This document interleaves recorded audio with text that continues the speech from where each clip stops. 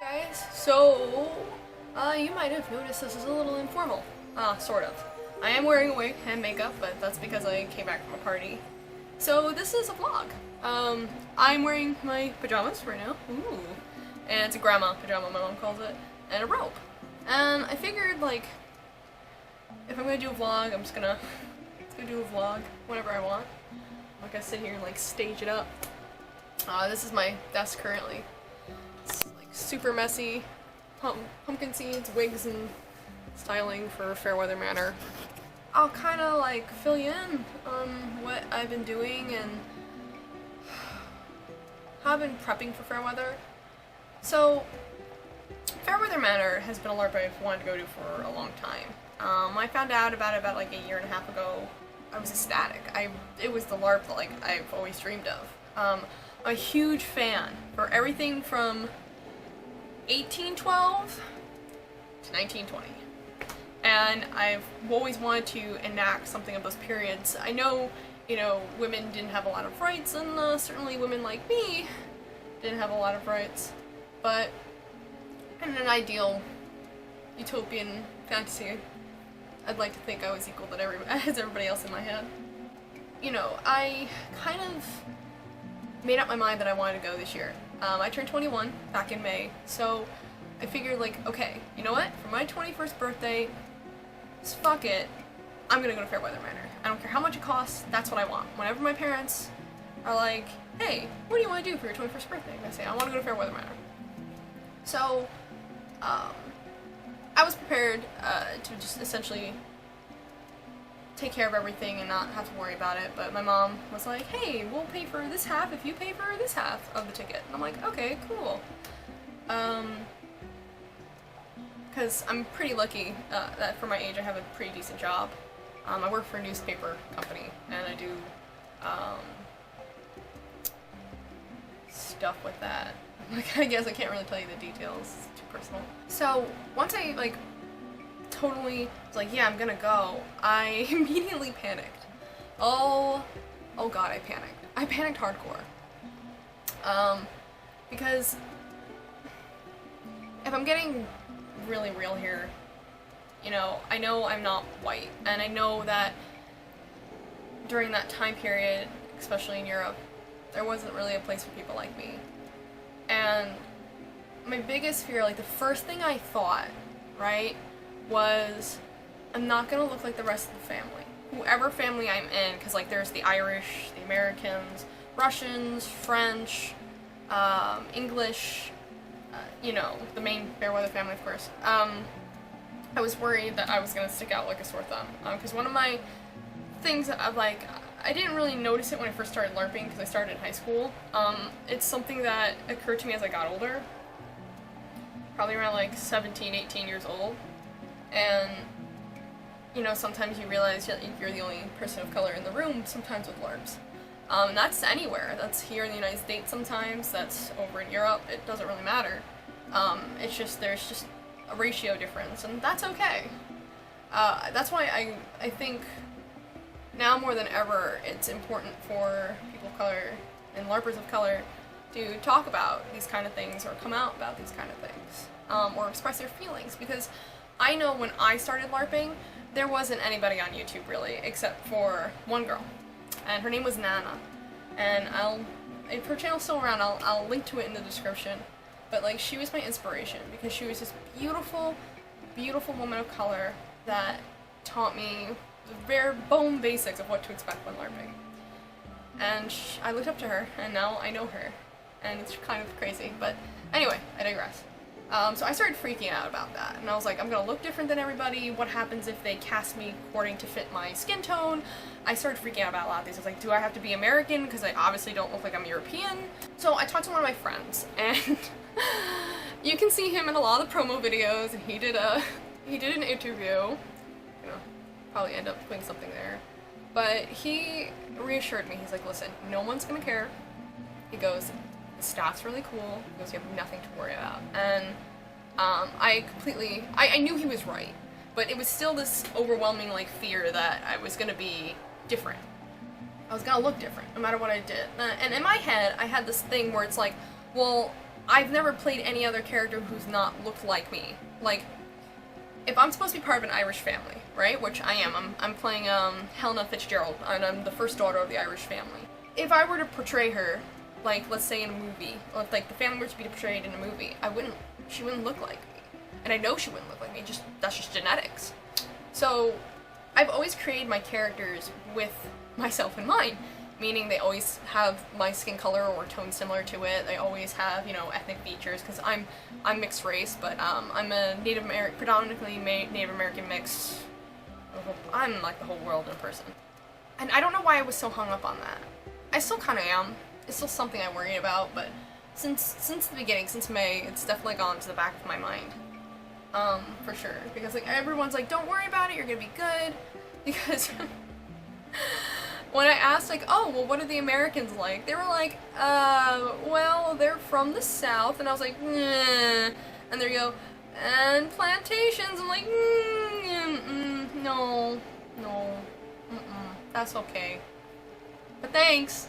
So that was like, okay, I'm definitely not gonna be American. So that was like, okay, well, I'm part French. Like, I'm a good chunk French in real life. So maybe I'll be part of the French family. There really wasn't a character that I liked that, like, upon casting, so they give you a whole list of, like a short description. And, I was like, aw, man, nobody I want to play from the French family. And then, so I immediately went down to the Russians, and I was like, alright. There's a character named Anastasia. And I was like, let's go. And then I had, like, kind of talked about on Facebook how I really wanted to be Anastasia, because from her little description that was literally 2 to 3 sentences long, she sounded like really fun, right? She was supposed to be, like, nervous around boys, and, oh, like, haha, tee-hee, very girly, and I was like, yeah, that's fun. I would love to play somebody like that. Whew. So one of my good friends, who's a writer, and I believe she's, like, lead for the game, she reached out to me. She's like, listen, I know you've been thinking about it, but you want to play Anastasia. I know. She goes, but I got another character I think you should check out. And I'm like, alright. And she's part of the Irish family. I was like, I haven't even looked at the Irish. So she told me about her. I was like, oh, I don't know. I got to look at the characters, like, some of the details about them, and I was like, I do not want to be Anastasia anymore. I definitely want to be Helena. Hell yes. You know, so then my worries were calmed. I got really, you know, I'm hyped. I'm still hyped. I've been posting about it almost every day on my Facebook. You know, I've been getting all my period costuming together. That's probably been the most difficult part, is putting things together in ensembles. I design a lot of my costumes. Like, I draw them out and whatnot, and I with other artists, I work together to put them together, to make them, and bring them to life, and I'll style wigs and do makeup and whatnot. So I already knew that I wanted to go, like, all out. I already knew that all my paychecks were gonna go to Fairweather Manor the minute I knew I was going. I've been stressing out about the costuming. I'm close for it to being done. It's kind of like in that middle point now where you put all the money down, everybody's working on stuff, you're working on stuff, and it's just a matter of time. So, because this was, what's today? Well, now it's the 16th, because it's like 12 something. But, you know, it's at the end of the month, well, next month. But yeah.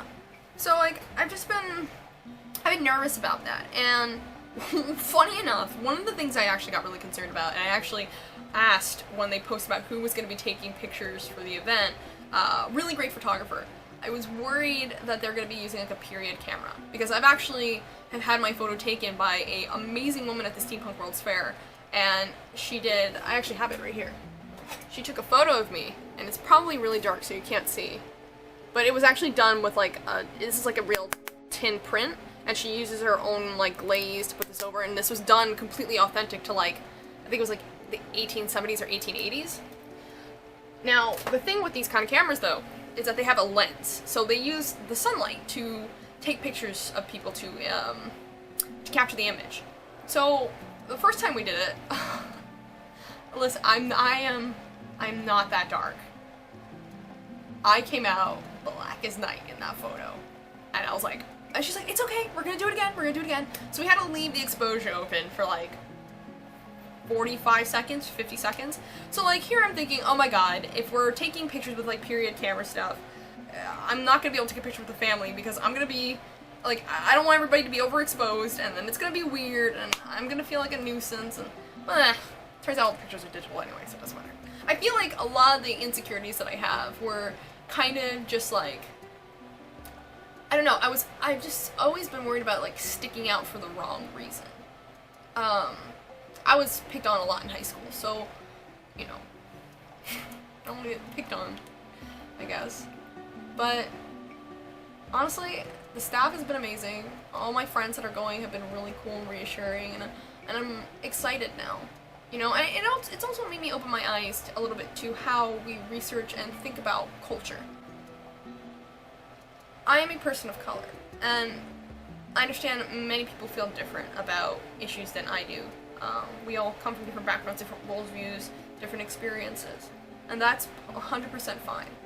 You know, I learned a lot about Irish history. I still am, especially with one of the organizers. He's basically my, like, cheat sheet. He keeps sending me cool stuff to learn about. I'm thankful for that, because if I'm honest, I did not know about the Irish nationalist movement. I didn't know about how English occupied Ireland and in the early 1900s. Like, I had no idea about any of that stuff, and I actually got to learn a lot about history and a lot about myself and exploring cultures and what made me so tied to my identity, or how I felt, what made me so uncomfortable. And I think that's still a journey I'm going to be exploring, because it was something that was introduced to me when I went to College of Wizardry. You know, I am one of those people that thinks as long as you approach something with understanding and you take time to actually learn something and do your time and research into it, that all will be well. Because, I mean, if you're trying to embrace a culture and others are happy to help you, I think it's only a positive experience for everybody. You know, when you live in ignorance, you'll stay in ignorance. So, I'm really excited. I'm getting things prepped. I know this is kind of like all over the place and really informal, but I kind of just, I don't know, I want to say hi, get you guys to know me. I know I'm not, you know, not too many people watch these videos, but it's taken me a long time to kind of, like, branch out, I guess. I'm gonna head to bed, because I have work at 7 o'clock in the morning. I should have to get up at 6 something, so I'm gonna get like 5 or 6 hours of sleep, but Lord knows I'm not, because I'm gonna end up reading another freaking romance novel. I have a problem. I have a problem. It's a severe problem. And they're all by the same author. Hey, everybody needs their doses of romance and cheese. Don't judge. Well, I'll talk to you later, and if you guys have any questions for me, or, you know, what I do, or who I am, or, like, LARP stuff, let me know. I'm gonna be making a few videos soon, and one of them's gonna include the LARP up for Rosalina, and I'm gonna be making a role-playing tips video, and also how to start LARPing while you're in high school, because I don't think anybody has talked about that, because I don't think most people start in high school. But, have a good night, ladies and gentlemen, and see you later.